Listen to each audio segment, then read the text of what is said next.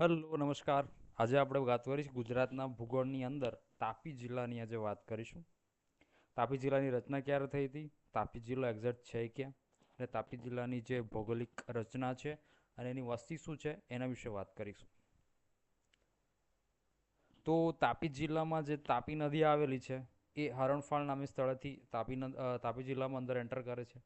હવે તાપી જિલ્લામાં કાંથો બનાવવા માટેનો વૃક્ષ છે જે સૌથી વધુ મળે છે, ખેરનું વૃક્ષ, એ તાપી જિલ્લાના વ્યારા સેન્ટરમાં સૌથી વધુ મળે છે. બરાબર. હવે તાપી નદી ઉપર આવેલો જાણીતો બંધ ઉકાઈ બંધ એ તાપી જિલ્લામાં આવેલો છે. સહકારી મંડળીની પ્રવૃત્તિઓ માટેનું જાણીતું સ્થળ વાલોડ. જુગતરામ દવેનો આશ્રમ વેડછીમાં આવેલો છે. લિજ્જત પાપડ બનાવવાનું કારખાનું વાલોડમાં આવેલું છે. તાપી નદી ઉપર બંધાયેલા બંધ પાસે રચિત સરોવર છે એટલે ઉકાઈ ડેમ છે આપણો. ઉકાઈ ડેમમાં જે સરોવર છે એને આપણે વલ્લભસાગર સરોવર તરીકે ઓળખીએ છીએ. તો ગુજરાતના પ્રથમ આદિવાસી મુખ્યમંત્રી અમરસિંહ ચૌધરીનું જન્મસ્થળ વ્યારા ડોલવણ તાલુકો.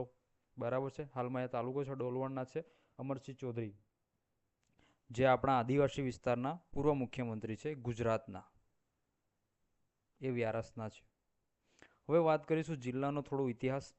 વ્યારા ખાતે ગાયકવાડનો મહેલ અને સોનગઢ ખાતે પિલાજીરાવ ગાયકવાડે બંધાવેલો કિલ્લો આવેલો છે.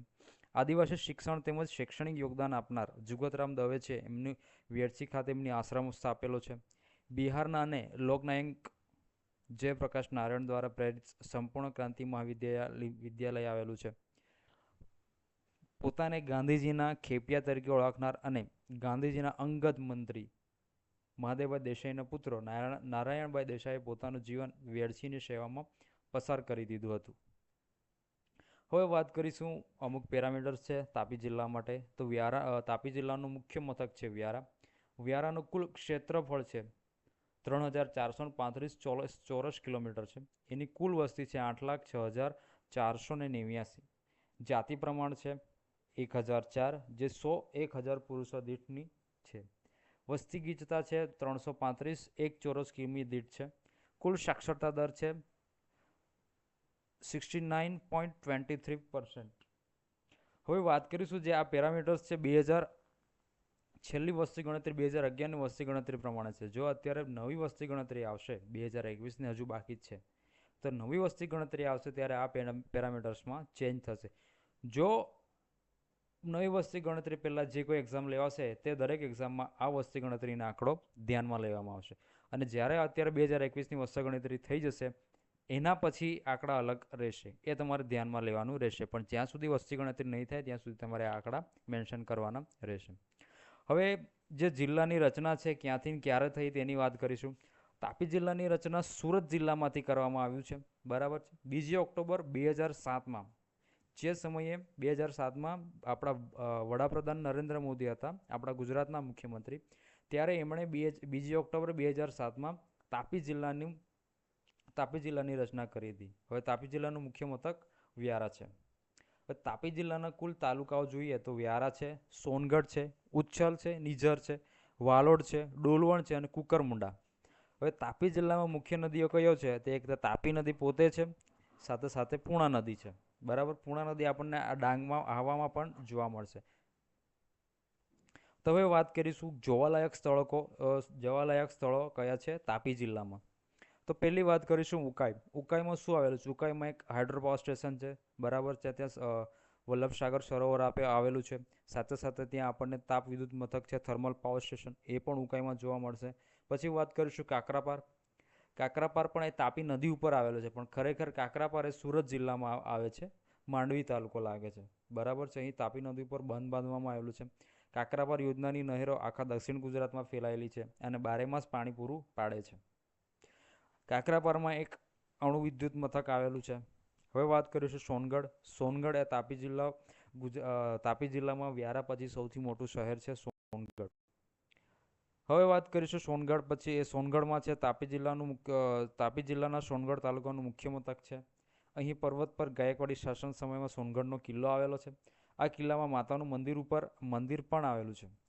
હવે સોનગઢના કિલ્લા ઉપર દર વર્ષે દશેરાના દિવસે મેળો ભરાય છે. બહુ લોકો ત્યાં ફરવા જાય છે. હવે વાત કરીશું પદમડુંગરી. પદમડુંગરીમાં ગુજરાત વન વિભાગ દ્વારા પ્રકૃતિપ્રેમી લોકો માટે પ્રવાસન કેન્દ્રો ઇકો ટુરિઝમનું ત્યાં ઇકો ટુરિઝમ તરીકેનું કેન્દ્ર બનાવવામાં આવેલું છે.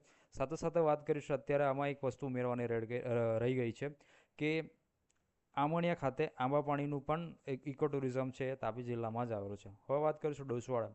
ડોસવાડા એ મીંડોળા નદી ઉપર આવેલો બંધ છે, ત્યાં પણ ફરવાનું સરસ સ્થળ છે. વીરથવા, આહવાથી નવાપુર જતા માર્ગ ઉપર આવેલો વીરથવા આશ્રમ ખાતે ખજૂરીનું વન જોવાલાયક છે. બરાબર છે. એમાંથી મેળવેલા કુદરતી પીણું નીરો ખૂબ જ મજા પડે છે પીવાની. બરાબર. ડાંગ જિલ્લામાં આવેલું શબરીધામ એ વીરથવાથી 11 કિલોમીટર તેમજ ગીરા ધોધ એ 11 કિલોમીટર જેટલો એનું અંતર છે વીરથવાથી. ઊંચામાળાની વાત કરીશું. ઊંચામાળા કાકરાપર જે અણુ વિદ્યુત મથક છે એનાથી નજીકનું ગામ છે. બરાબર. એ જ ગામમાં આવે છે. ત્યાંથી એને અનુમાલા પણ કહેવામાં આવે છે. હવે વાત કરીશું દેવાલપાડા. ત્યાં દેવલીમાળી આદિવાસીઓને દેવલીમાળી છે, આદિવાસીઓનું દેવીનું એક સ્થાનક છે, જે સોનગઢ તાલુકાના દેવાલપાડા ગામે દેવલીમાળીનું મંદિર આવેલું છે. ગૌમુખ વાત કરીશું. ગૌમુખ સોનગઢથી આપણને નજીક પડશે. સોનગઢ તાલુકાના મુખ્ય મથકલી ડાંગના જંગલ તરફ જતા રસ્તામાં આ સ્થળ આવેલું છે, જ્યાં ઊંચા ડુંગર ઉપર તમને પથ્થરમાંથી બનાવેલા ગાયના મુખમાંથી બારેમાસ સતત પાણી નીકળે છે. એક માન્યતા પ્રમાણે જોઈએ કે તે દેવોની ગાય તરીકે પણ ઓળખવામાં આવે છે. લોકવાયકા પ્રમાણે તેઓને દેવતાઓની ગાય પણ માનવામાં આવે છે.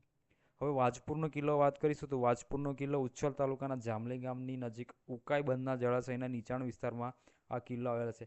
જ્યારે ઉકાઈ ડેમમાં પાણી નીચે જતું રહેશે, બરાબર છે, ત્યારે તમને ત્યાં એ જે વાજપુરનો કિલ્લો છે એ જોવા મળશે. બરાબર.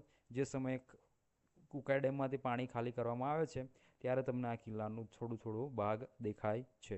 મહારાષ્ટ્રના ખાનદેશ પ્રાંત તરફથી આવતા આક્રમણથી સોનગઢના ગાયકવાડી રાજ્યને બચાવવા કિલ્લાનું આ નિર્માણ કરવામાં આવ્યું હતું.